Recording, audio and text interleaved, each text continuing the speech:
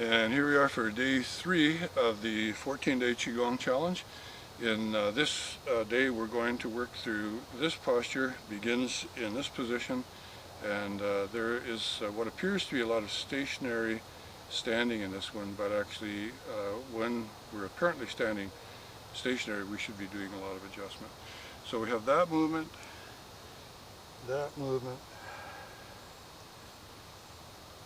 go into a half squat, go all the way down, and then come up again, and that's the complete posture.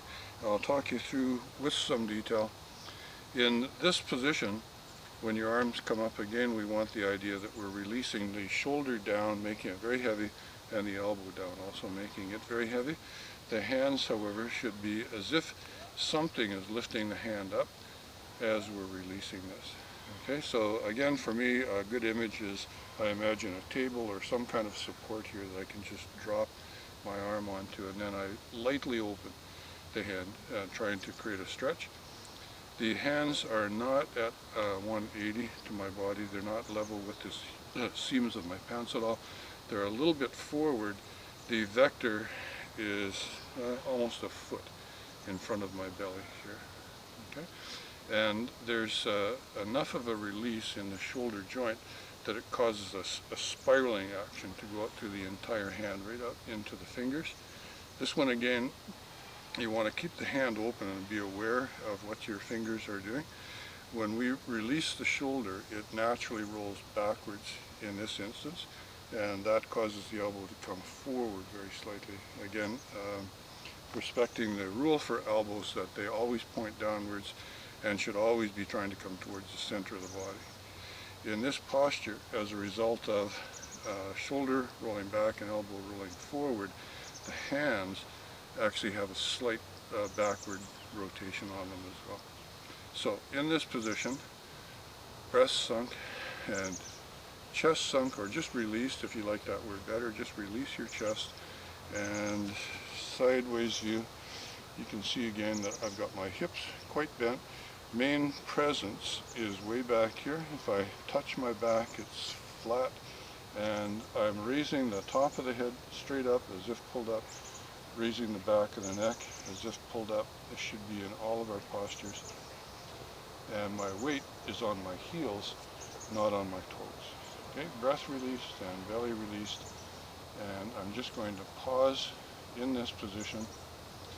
The adjustments are very difficult to show or to see, but the adjustment on the arm is that there should be a very minute rotation constantly going on, causing the hand to go slightly backward and the elbows to go slightly forward. Okay, in the hip area, if you can release enough down here, you will eventually find there's rotation down in that area as well, but I'm not going to go into that detail today. So we hold this pause and focus on going through your body, checking for proper alignment, proper heaviness, proper stretching that's going on, and checking to see is your breath released. In class, I typically stand here for about 30 seconds or so. However, on your own, you can go as long as you want. You can go much longer, or you can move shoulder for 20 seconds is fine. The next move, as soon as we begin to move, I'm straightening my legs, but I'm not locking. I'm going to keep a very slight bend here, but we don't want to end up in a position like that. So if you have a hard time with keeping your knees straight, my advice is keep your knees straight as long as you can, even if it means you don't go down very far, and then pause in that position and see, by releasing the body in the correct position, eventually you'll be able to go further and further down. The goal is really not to see how far you can go down. It's to stretch open the back and the back of the legs and going up through back and kidneys, and focusing on our breath at the same time. Our chin should be right on our chest, arms should be fully released, and legs should be straight but not locked. So again, on this one, typically I'll hold it for 30 seconds or so, and it's totally up to you how long you do it. So from here, my arms open into a rounded position, And the only other change I make is that I imagine that I'm being pulled, keeping everything else as much the same as possible. Now from here, the arms open, my tail area gets pulled, and this is how we end up. My hands are right in front of my knees. My weight again is way back on my hips, and my toes are light in this position. Okay, to keep your knees, some people do have difficulty finding the correct position here. Some people collapse inwards, and some don't find their hip and put their weight on their knee. We do want your weight to be way back here, and the proper spacing should be as if you have a balloon, something quite soft here, giving you a roundness in this area, but definitely not pushing your knees out, and another ball or balloon up in here that will help with adjusting your hips correctly.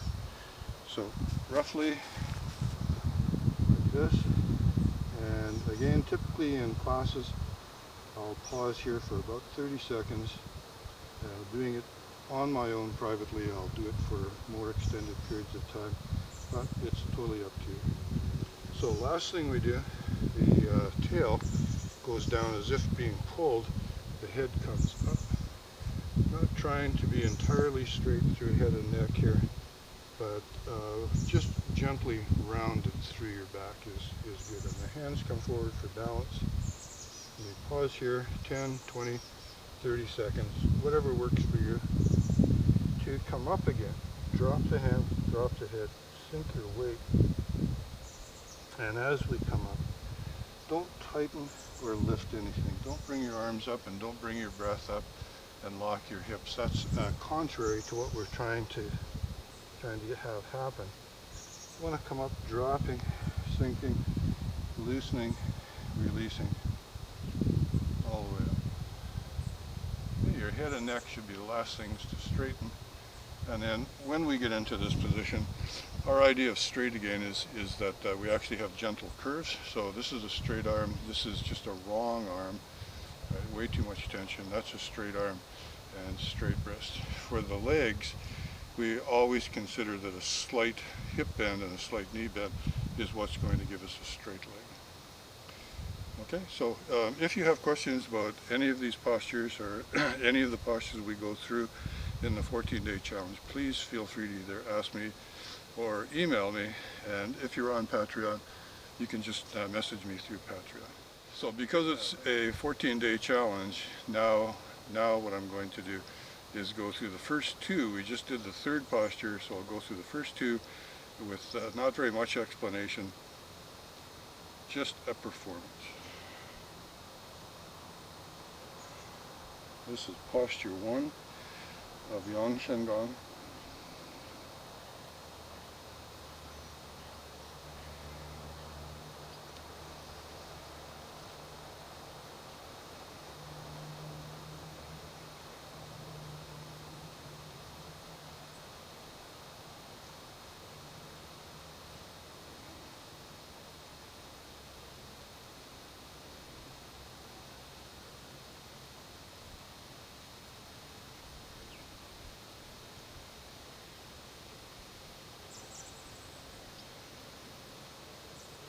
I'm just going to do 2 of these revolutions. You can put me on pause if you like and do as many as you like, and come back for a second posture if you like.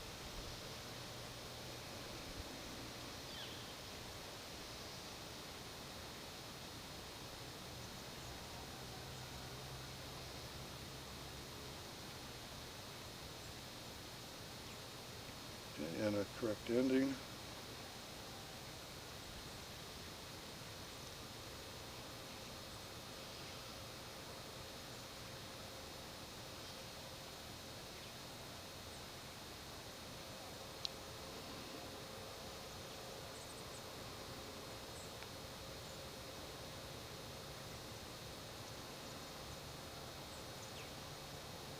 So that's first posture, and that was what we covered on the first day of this challenge. And second posture, again, I'm just going to do a few turns around. I'll do 2 forward, 2 backward. And if you like, you can, again, put me on pause and just continue on with as many as you feel like to.